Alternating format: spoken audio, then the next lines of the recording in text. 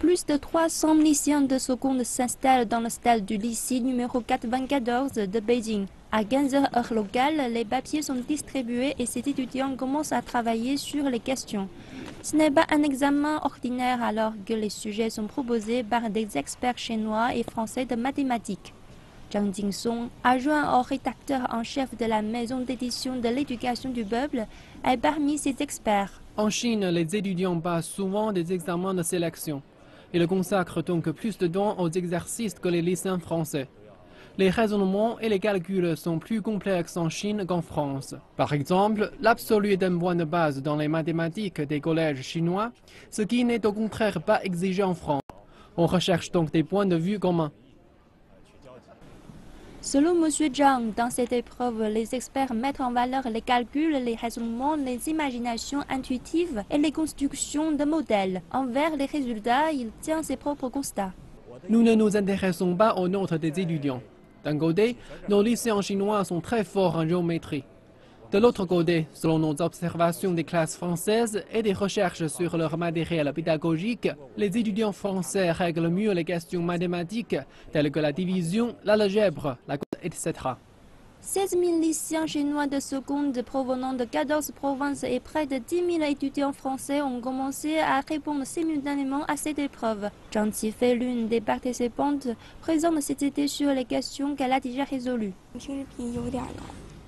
Par rapport aux épreuves précédentes qui sont plus ou moins des bases déjà enseignées en classe, cette fois les questions s'avèrent plus développées et innovées. Je dois changer ma façon de penser. Ainsi commence officiellement la deuxième édition du concours sino-français.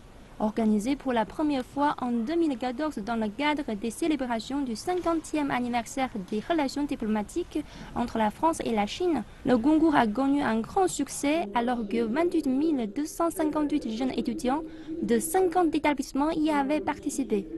Cette année, un élève dans chacun des 26 établissements chinois sera sélectionné pour un voyage de découverte scientifique et culturelle en France.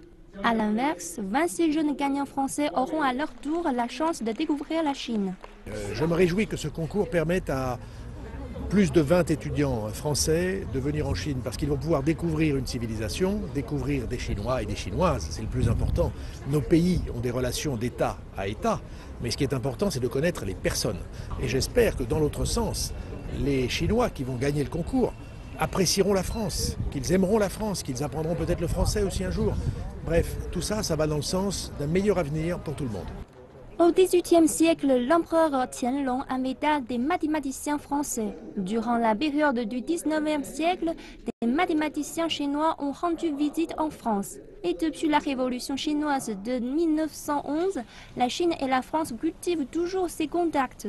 Les échanges culturels ne se limitent pas qu'à la littérature, au cinéma ou aux arts. Les échanges de mathématiques sont aussi signifiants.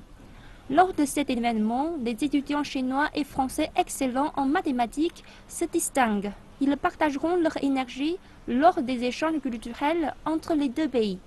Gao Nian Mu Zhao, CGTN français, à Beijing.